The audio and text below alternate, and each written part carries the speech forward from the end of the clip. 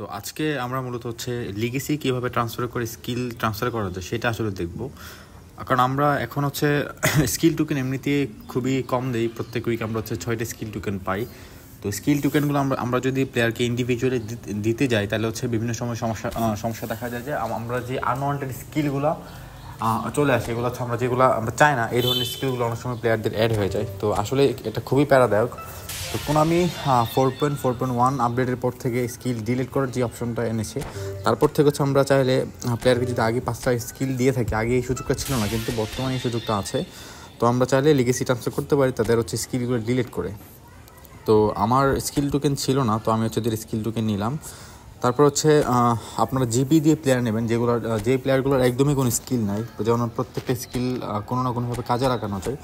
তো একদমই যাদের সবসময় সিলেক্ট করবেন হচ্ছে ওয়ান স্টার প্লেয়ার এবং রেটিং দেবেন হচ্ছে 0 থেকে 5000 জিপির যে প্লেয়ারগুলো এগুলো। তো তারপরে নিচে যাবেন, নিচে গিয়ে চেক আউট করবেন যাদের একদমই স্কিল নাই, যেমন এটা তো হচ্ছে নট অ্যাপ্লিকেবল, তো এই প্লেয়ারের কোনো স্কিল নাই। তো ওরে নিলে যে কোনো স্কিল দিলেই দেখা গেছে কি সেটা আমরা কাজে লাগাতে পারতেছি, যে কোনো প্লেয়ারকে দিতে পারতেছি, হোক সেটা ডিফেন্ডিং, হোক সেটা অ্যাটাকিং বা ফিনিশিং টাইপের যে স্কিলগুলো আছে।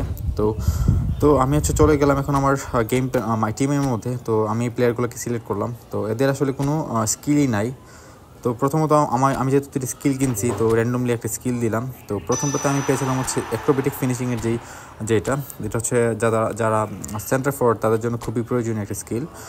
এবং সেকেন্ড হচ্ছে আমার একটা সেন্টার ব্যাক ছিল, তো ওরা আমি দেওয়ার পরে হচ্ছে নো লুক পাস একটা স্কিল দিছে। তো আমার অ্যাক্রোবেটিক ফিনিশিং আমার প্রত্যেকটা সেফেরই ছিল। তো ভ্যালভার্ডদের আসলে নো লুক পাসটা ছিল না, তো আমি ভাবলাম এটা ভ্যালভার্ডদেরকে অ্যাড করে নিই। ভ্যালভার্ডদের এই কার্ডটা খুবই ভালো একটা কার্ড, আন্ডাররেটেড একটা কার্ড। তো এখানে প্রথমত লিগেসি ট্রান্সফার নামে যে লেখাটা থাকবে এটাতে যাওয়ার পরে কিছু অপশনস আসবে। এখানে যে অপশনগুলো থাকবে এখান থেকে যে প্লেয়ারটাকে আপনি অ্যাড করেছেন যে স্কিলটা, সেই স্কিলটা আপনার হচ্ছে সেখান থেকে নিতে হবে। যেমন আমার বন জিওরনোকে কিন্তু আমি হচ্ছে নো লুক পাসটা অ্যাড করছি। তো এখান থেকে আমি হচ্ছে ওরে কনফার্ম করে দিলে ভ্যালভার্ডদের যে এখানে কিন্তু দেখা যাচ্ছে যে লো লফটেড পাসের পাশাপাশি এখানে নো লুক পাসটা দেখা যাচ্ছে। এবং জিপি লিগেসি ট্রান্সফার করতে গেলে কিন্তু আপনার ভালো একটা অ্যামাউন্টের জিপি লাগবে। যেমন আমার এটা লিগেসি ট্রান্সফার করতে গেলে আপনি চাইলে কয়েকটা স্কিল একসাথে অ্যাড করতে পারেন, কিন্তু আমি সিঙ্গেলি প্রিফার করি, কারণ হচ্ছে প্রত্যেকটা স্কিল কি কাজে লাগানো যায়।